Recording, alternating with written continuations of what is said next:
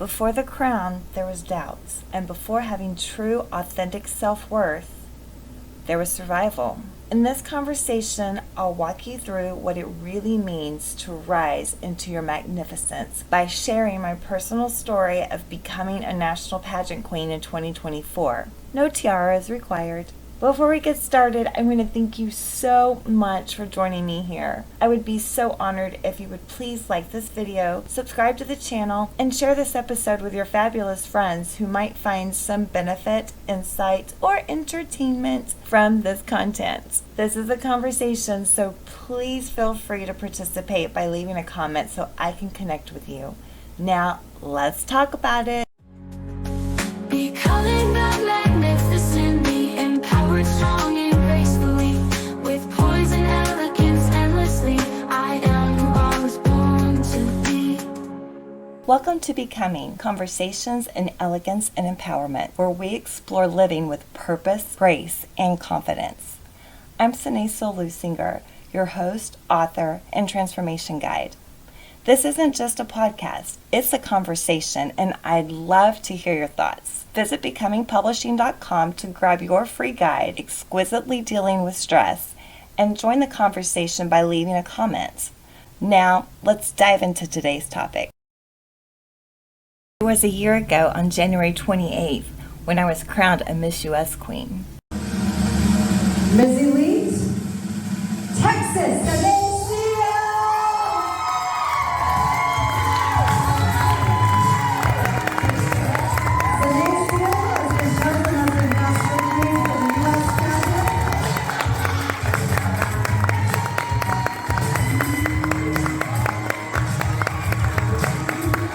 We have a beautiful crown for her. She'll be reigning this year with her sister's wings. To say this journey was easy or without challenges or friction from other people would be a flat out lie. I'm writing all about it in my upcoming book, Becoming the Magnificent Me, available for pre-order on becomingpublishing.com. But I want to share some of that experience with you today. I'm a highly ambitious and driven woman. I have faced extraordinary challenges during my lifetime that I don't always share publicly, and only those closest to me know the true depths of my struggles. So you would imagine those would be the people to cheer me on and celebrate with me, but that just hasn't been the case. While I greatly appreciate the kind words of others, I've also experienced a lot of friction and criticism from other people. That has been especially true since returning from the Miss US pageant with the national crown. I'm not going to lie or sugarcoat it. It's heartbreaking when other people don't support or believe in you. And it's even worse when they try to tear down and ruin the good reputation you have spent a lifetime building. These types of people are what I call seasonal people. We're going to talk more about them and how to deal with them in a few minutes. First, I want to say that as an ambitious woman with big dreams, I observe other highly driven women. Achieving success is rarely easy for them. They are rarely an overnight success, and sometimes they have to do it all alone while fighting strangers and people who are supposed to be their cheerleaders just to keep going on the path they've chosen. If you find yourself identifying with any of this, have hope. People with good hearts can see through all the untruths said about you and all the stumbling blocks they try to set on your path. It can be hard in the moment to realize this, but it's true. It's just important to first and foremost be true to yourself. Love yourself first. Know yourself. Have pure intentions and trust that everything is working out for your highest good in divine timing and divine order. So yes, I was crowned a national pageant queen in 2024. I knew deep down inside me that I was worthy and had great unrealized potential and value. However, I experienced a lot of rejection when it came to my professional life, and that took a toll on me.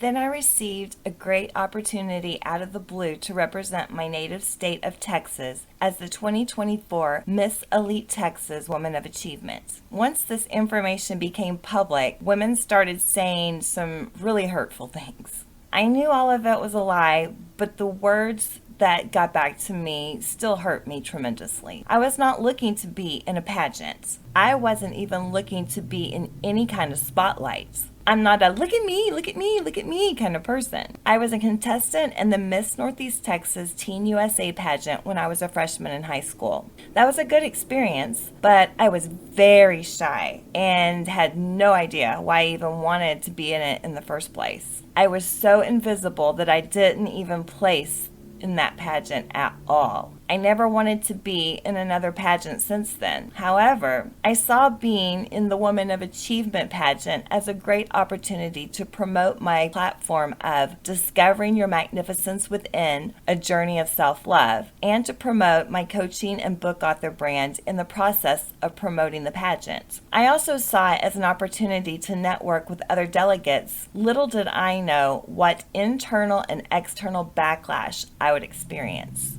One woman came up to me before I left for the national pageant after she had heard that I was representing Texas and said, "Oh, so you do pageants." I very quickly explained that I do not do pageants, that I had this opportunity that wasn't even on my radar, appear out of nowhere, and I was doing this pageant. Well, actually, it was 2 pageants in the same weekend, but I was only planning to be in one pageant at that time. Self-love has been a huge topic for me since I wrote and published the book, The Princess Guide to Loving Yourself First in 2020. Had it not been for me practicing everything I write about, I don't know if I could have made it through this process. I was not only dealing with an external battle from women who I thought loved and supported me, but I was also dealing with an internal battle caused by those same people. You would think that any cattiness would come from other contestants, but the opposite was true. I was accepted into a sisterhood of extraordinary women who have accomplished so much and are continuing to reach new goals in their lives. They were kind, encouraging, and supportive of me throughout the entire process. In fact, the 2023 Miss US Queen was a bridesmaid in our wedding. She was a true source of support for me during that time. Many people who will come against you for being your authentic self or displaying authentic behaviors you're cultivating in your life may say they are doing so because they love and care about you. However, they may have other motives, which are typically jealousy, envy, lack, and fear that you will have something more than them, or be honored by others and held in higher esteem than them. Some of them just want to bully and control you. All of these are traits of personality disorders that can't be treated with medication. Unfortunately, many people with histrionic personality disorder, narcissistic personality disorder, borderline personality disorder, or antisocial personality disorder, previously called a sociopath, they rarely seek mental health help because most of them think everyone else is the problem. There's nothing you can do about it but limit the access these types of people have to your life, and we'll get more into that topic later. It was bad enough that I was dealing with my own self-image issues. I was 30 pounds heavier than I am now, or was a couple of years before the pageants.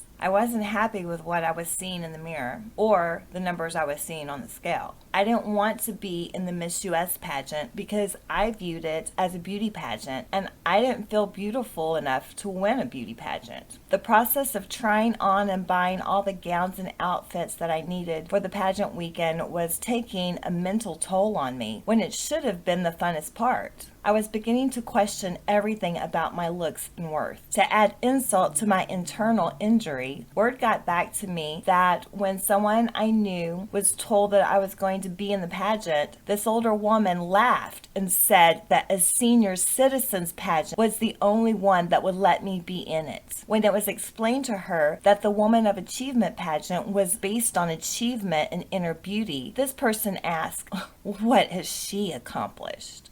I had someone I considered a friend tell me that she wasn't going to support me and that I should not be in the pageant at all. I was dealing with a lot, but in the end, I decided that no one was going to label or define me. I know that I'm a luxury $4,800 Tiffany blue Chanel bag, not a 5-cent plastic Walmart shopping bag. I decided to put on a Spanx body shaper, try all the lotions and potions, present all the highlights of my mission and platform, sing my heart out in the talent competition, wear my prettiest smile, hold my head up high, and enjoy wearing those pretty gowns for the weekend. I wasn't going to make the best of it. It was going to be the best because I was going to make it that way. My then boyfriend, now husband, and I had a wonderful time aboard the Queen Mary ship where the pageant was held. I was the first runner-up in the Woman of Achievement pageant with the highest score in pageant history, and I only missed the crown in my division by 5 points. I competed the next day in the Miss US pageant and came home with the crown. I thought that would be enough to silence the naysayers, but it just caused them to get louder and bolder. We attended a party a few days after returning from the pageant, and a group of younger women I know stood in front of me with their backs to me, and they were talking to each other but didn't say a word to me. Now I need to take a minute to give credit where credit is due. Men have been wonderful to me before, during, and after the pageant. Not one man has said a single negative word to me. They encouraged me, told me that I could win a national beauty pageant, and celebrated with me after bringing home the national crown. To them, I say a very heartfelt thank you. Your encouragement and support has been a source of strength to me during this process. Are you finding value in this episode? I'd love to hear your thoughts. Head over to becomingpublishing.com, grab your free guide, and drop a comment here to let me know what resonated most with you. When I was working as a newspaper journalist outside Nashville, my pastor there once said, "Some people are seasonal people, and some people are meant to be in your life for the long term." At the time, that statement hurt me. I realize now I wasn't hurt. I was offended. That's much worse in my opinion, because being offended is a choice we each make. In the last 20 years, I've watched the revolving door of people walk in and out of my life. Some of them were supposed to be forever people to me. I had to learn the hard lesson that even those you love the most and are the closest to can choose to leave. When this happens, it causes change. These changes can be difficult, but they don't have to be. It's all in our perception. We can choose how we view events in our lives. Throughout the pageant preparation process, I kept hearing inside me, "Senée, you can't take everyone where you're going." As much as I try to see the good in everyone, I realize that some people choose to be negative and jealous. These are not qualities that you can have around you when you're on the path to making your dreams come true. So these seasonal people have to be let go. I'm not suggesting that this process of letting go is easy. However, if we truly love ourselves, we will know that we have to protect our peace, dreams, and physical well-being first and foremost, in the same way that we would protect someone we deeply love. When we step outside ourselves and look at our relationships like a third-party person and set and enforce healthy boundaries, it becomes clear what we need to do, and easier when we look at the big picture of our lives. If we truly want to shine in our own magnificence, then we sometimes have to let people go from our lives. Let me be really clear about this. I believe there is room for everyone to shine in their own unique gifts, talents, and magnificence. However, there are jealous people in the world who don't want to see others succeed. They see the success of other people as a threat to their own success. They want to be the only person in the spotlight and have everyone's attention. I've witnessed these types of people receive the negative attention they deserved instead of the accolades, praise, and one-upsmanship they were trying to get. So karma, or whatever you choose to call it, does exist even with these types of people. You see, someone who is truly magnificent isn't in competition with others. They are often trying to be better than their previous best, competing with their former selves rather than other people. They also want to see everyone succeed and accomplish their own goals and dreams. They are more focused on the kingdom within and rarely pay attention to what the latest trends are or who is doing what on social media or television. This is how you can know who to keep and who to let go of in your life. During our engagement and wedding, I had to let go of a lot of people. I had 7 bridesmaids drop out. One of them I had to ask not to be in our wedding after she made a loud speech in a public restaurant about how they say the third time's the charm. And hopefully this marriage will work out, but we took bets on the other 2 marriages and we need to start taking bets on this one too. No one who I invited to our wedding accepted our invitation except for one family friend, my mother, the minister and his wife, 2 cousins who were in the wedding, and 2 other bridesmaids and their husbands. That's it.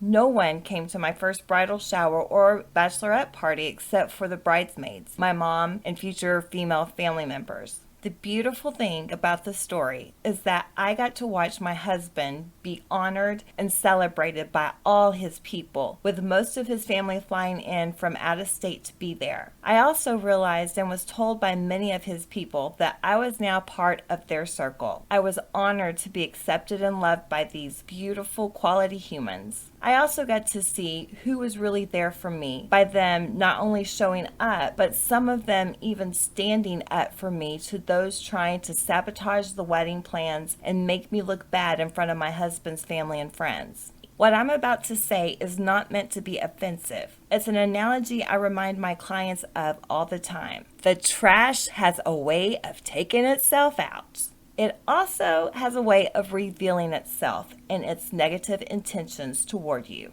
Just like trash can do nothing but stink, so do these types of people. It's like the famous saying goes, when people tell you who they are, believe them. These types of people always reveal their true intentions. Many times they outright tell you. Other times their behavior is the tell. Good people often want to believe the best in others and will blame themselves for thinking negatively when they should actually be paying attention to the red flags flying. I've done this many times in my past. Had I just listened to my intuition instead of arguing with it, I could have saved myself a lot of psychological and physical abuse.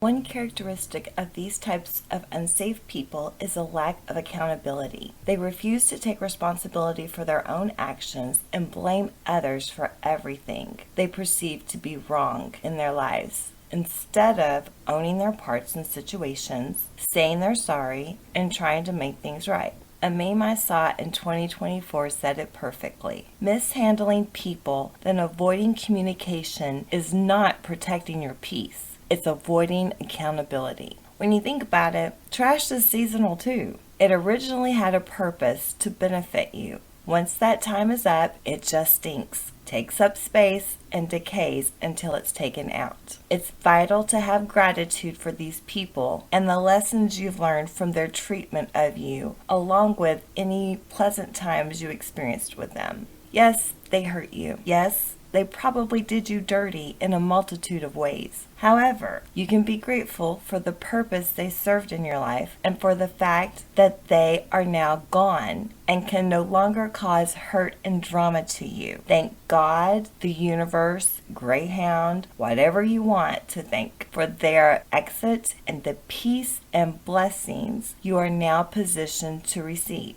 I can say with confidence that you will receive peace and blessings. Just give it time and keep doing the internal work. I truly hope that you have supportive people in your life to celebrate all your wins with you. When you're highly ambitious, the wins are real fights and deserve to be celebrated. Unfortunately, you may also encounter backlash from people who are too afraid or lazy to pursue their own dreams. My advice to you is to encourage yourself, especially if you don't have anyone to speak positively into your life, and surround yourself with good people who see your value and potential. The year of my pageant queen reign would have been much harder if I hadn't known my worth and hadn't been practicing healthy self-love. Practicing good self-care and healthy self-love will be the key to unlocking your fabulous future. Ladies, let's take a cue from the men I encountered during this process and remember that there is room for all of us to shine in our own magnificence. If we encourage each other and shine together, this world will be a much brighter, beautiful place to live in. From one queen to another, you got this, girl. Go get your dream. Thank you so much for spending time with me on Becoming, Conversations in Elegance and Empowerment. Was there something in this episode that resonated with you? Share your thoughts in the comments. If you're ready to take your personal growth to the next level, visit becomingpublishing.com to explore my exclusive coaching programs and resources tailored for ambitious women like you. There you can also download your free guide, Exquisitely Dealing with Stress. If you found value in this episode, please subscribe, leave a review, and share it with a friend who's ready to create the magnificent life and relationships they truly deserve. Until next time, stay elegant, stay empowered.